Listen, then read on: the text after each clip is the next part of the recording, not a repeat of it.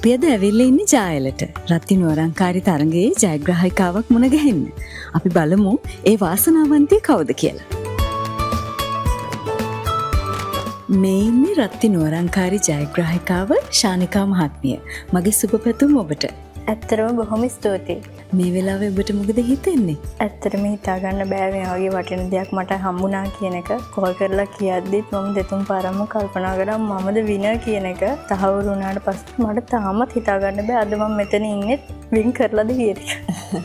මෙන්න ඔබතුමි දිනාගත්ත රන්කාසිය.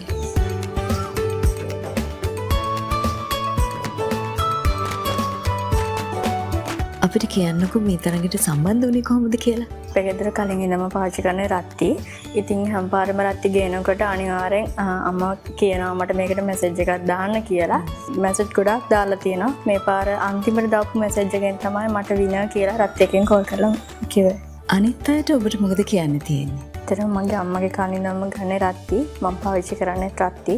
අද රත්ති පාවිච්චි කරපු හින්දා මම විනර් කෙනෙක් වෙලා තියෙනවා. මම අනිත් අයටත් කියන්නේ ඔයගොල්ලෝ දිගටම රත්ති පාවිච්චි කරන්න. ඔයාලත් මම වගේම ජයග්‍රහණයක්. ඔබත් අදම රත්ති හෝ රත්ති කිරිතේ පැකට් ඇතුළත ඇති රහස් අංකය නම සහ ඇඳුනුම්පත් අංකය සමග මේ අංකයට SMS කරන්න.